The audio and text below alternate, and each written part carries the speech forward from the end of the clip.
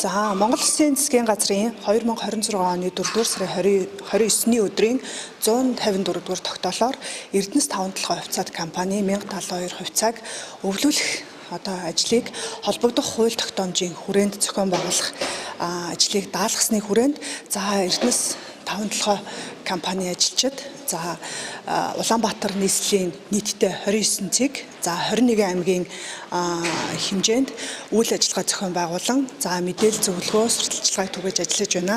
Энэ ажлын тухай хүрээнд Дархан уул аймгийн цэцэг даргын тамгын газар натратчдын холбоотой хамтран 2026 оны 6 дугаар сарын 3-4-ний өдрүүдэд тус аймгийн нэг цэгийн үйлчлэгэн дээр мэдээллийг иргэдэд түгээж ажиллаж байна.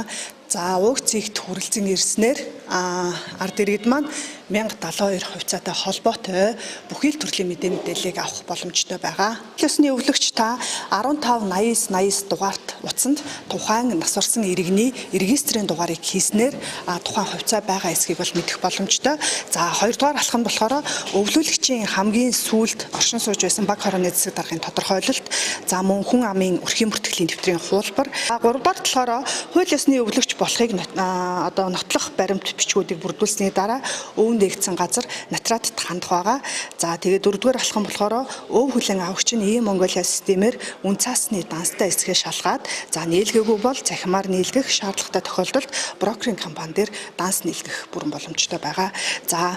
5 дугаар алхам бол үн цаасны төвлөрсөн хадгаламжийн төв үн цаасаар гэрчлэгдсэн Эрдэнэс 5 толгой хувьцаат компани хувьцаа ногдол ашгийг хууль ёсны өвлөгчийн үн цаасны дансанд бүртгэж баталгаажуулснаар энэхүү 5 алхам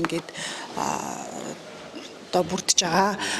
Ер нь бол энэхүү үйл ажиллагаа бол 2026 оны 6 сарын 1-ээс 2027 оны 6 сарын 1-ний өдрийг дуустал бүтэн 1 жилийн хугацаанд үргэлжлэх процесс байгаа.